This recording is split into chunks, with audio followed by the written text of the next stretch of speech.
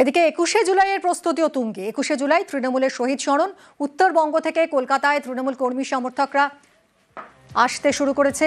শিয়ালদা থেকে কর্মী সমর্থকদের জন্য বাসের অ্যারেঞ্জমেন্ট রাখা হয়েছে, তাদের থাকা খাওয়ার যাবতীয় বন্দোবস্ত করা হয়েছে এবং ইতিমধ্যেই প্রস্তুতি একেবারে তুঙ্গে। আমরা কথা বলবো, আমাদের সঙ্গে সরাসরি রয়েছেন আমাদের প্রতিনিধি সুদীপ্ত। ২১শে জুলাই প্রস্তুতি তুঙ্গে, কি বন্দোবস্ত করা হচ্ছে?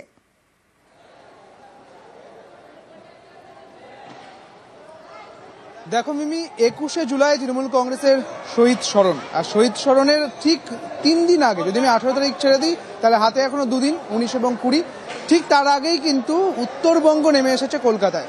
যে বন্দোবস্ত দেখা যাচ্ছে, যে মেলা প্রাঙ্গণ, অর্থাৎ যে সল্টলেকের যে মেলা প্রাঙ্গণ রয়েছে, ১১৬ বিধানসভার বিধায়ক তথা মন্ত্রী সুজিত বসুর উদ্যোগে এই শিবির তৈরি করা হয়েছে।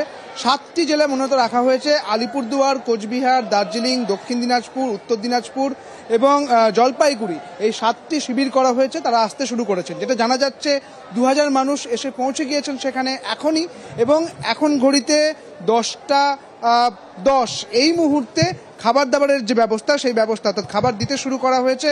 যে খাবারের ব্যবস্থায় দেখা যাচ্ছে একটি তরকারি রয়েছে, ডাল রয়েছে এবং ডিমের ঝোল রয়েছে, অর্থাৎ ডিম ভাত, এই ব্যবস্থা কিন্তু রয়েছে। তুমি দেখতে পাচ্ছ যে প্রচুর মানুষ ইতিমধ্যে কিন্তু খেতেও বসে গিয়েছেন, যেটা পুরুষ এবং মহিলাদের জন্য একেবারেই প্রস্তুতি তুঙ্গে। ইতিমধ্যেই বিভিন্ন জেলা থেকে তৃণমূল কর্মী সমর্থকরা আসতে শুরু করেছেন ২১শে জুলাইয়ের সভায় যোগ দেওয়ার জন্য। তাদের জন্য বন্দোবস্ত করা হয়েছে তাদের থাকা খাওয়ার।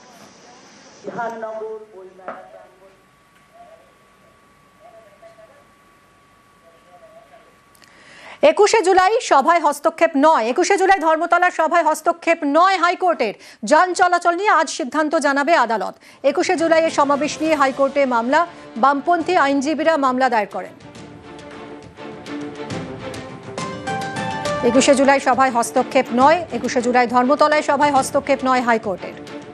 যান চলাচল নিয়ে আজ সিদ্ধান্ত জানাবে আদালত।